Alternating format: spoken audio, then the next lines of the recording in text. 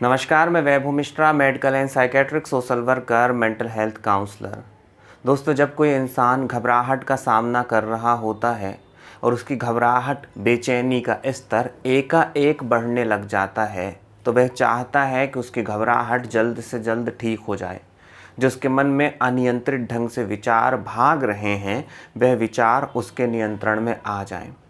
अगर आपका भी यही प्रश्न है दोस्तों कि बढ़ती हुई घबराहट और बेचैनी को कम करने के क्या तरीके हैं, तो यहाँ पर मैं आपको एक तरीका बतलाने वाला हूँ, जिसको अगर आप फॉलो करते हैं तो निश्चित तौर पे आपको घबराहट ना सिर्फ कम होगी बल्कि उससे निजात पाने में भी आपको सहायता मिलने वाली है। घबराहट के होने पर, घबराहट के बढ़ने पर आपको केवल एक ही काम करना है कि आपको कुछ नहीं करना है। मैं फिर दोहराता हूँ कि घबराहट के बढ़ने पर, बेचैनी के बढ़ने पर आपको केवल एक ही काम करना है कि आपको कुछ भी नहीं करना है।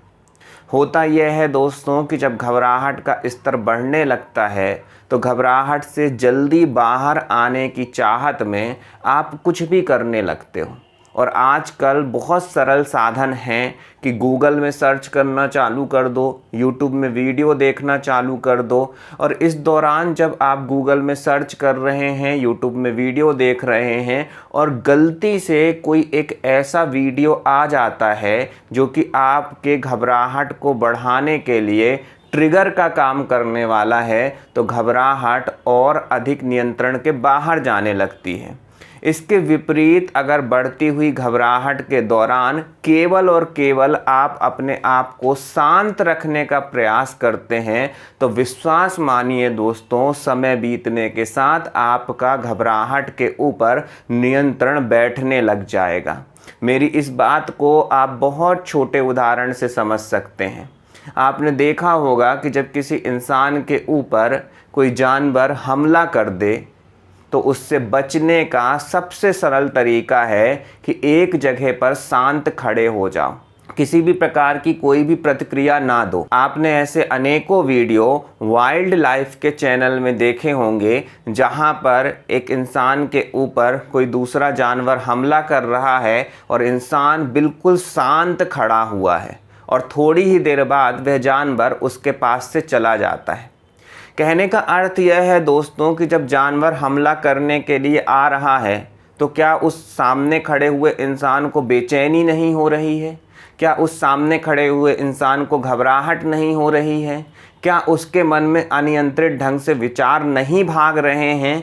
यह सब कुछ बिल्कुल हो रहा है। उसे घबराहट भी हो रही है, उसे बेचैनी भी हो रही है, उसके मन में अनियंत्रित ढंग से विचार भी भाग रहे हैं, परंतु वह कहीं ना कहीं इस बात को जानता है कि अगर मैं शांत रहूँगा तो सामने मौजूद जानवर को किसी भी प्रकार का खतरा महसूस नहीं होने वाला है। और जब जानवर को खतरा महसूस नहीं होगा तो वह अपने रास्ते चला जाएगा। यही बात आपको घबराहट के संदर्भ में समझनी है दोस्तों कि जब घबराहट बढ़ती है और आप बेचैन हो उठते हैं तो एक तरीके से आप खुद के ही खिलाफ काम करने लगते हैं। आपके सारे के सारे विचार आपके ही विपरीत चलने लगते हैं, और जब आपके विचार आपके ही विपरीत चलना चालू हो जाते हैं तो उन्हें नियंत्रित करना आपके लिए बहुत मुश्किल हो जाता है। और यहाँ पर अगर आप सिर्फ मेरी इस बात का ख्याल रखते हैं जो मैं बोल रहा हूँ कि घबराहट जैसे ही बढ़ना चालू हो, मन में विचार आना चालू हो कि किसी प्रकार का कोई हल करो, कहीं जाओ, कुछ देखो, तो उस दौरान अपने आप को सिर्फ और सिर्फ शांत करने का प्रयास करें कि नहीं, यह घबराहट है, थोड़ी देर में चली जाएगी, सब कुछ ठीक हो जाएगा। तो यह जो एक छोटा सा अभ्यास मैं बता रहा हूं दोस्तों, यह जितना अधिक गहरा होता चला जाएगा, आप पाएंगे कि घबराहट उतनी अधिक आपके नियंत्रण में आती चली जाएगी।